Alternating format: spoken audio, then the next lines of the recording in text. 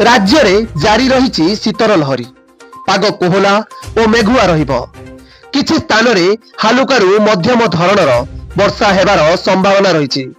आसंता 21 तारिख पर्यंत राज्य में पाग एमिति रहिबो बोली पाणीपाग विभाग पक्षरु कुआ जायछि।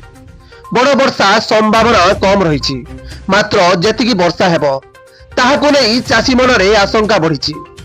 विशेषकर उपकूल ओडिशा खोर्धा पुरी गंजाम जगतसिंहपुर केन्द्रापड़ा और जाजपुर आदि अंचल रे वर्तमान धान अमल समय वर्षा हेले धान नष्ट होई जिवो।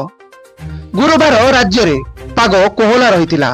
आज अनुगुल ढेंकानाल केन्दुझर मयूरभंज सोनपुर बौद्ध नुआपड़ा बलांगीर कलाहांडी कंधमाल नवरंगपुर रायगड़ा कोरापुट और मालकानगिरी गोटे दुईटी स्थान रे वर्षा हेबार संभावना रही।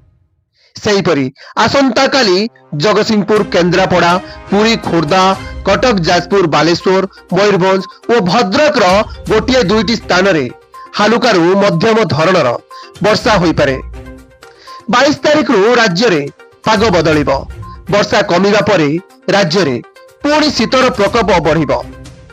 पश्चिम केंद्रीय बंगोपसागर रे थिबा लघुचाप उत्तर तमिलनाडु और दक्षिण आंध्र उपकूल आड़कू मुहाइब उत्तर दिगरे गति करी आंध्र उपकूल आड़कू मुहाई पारे।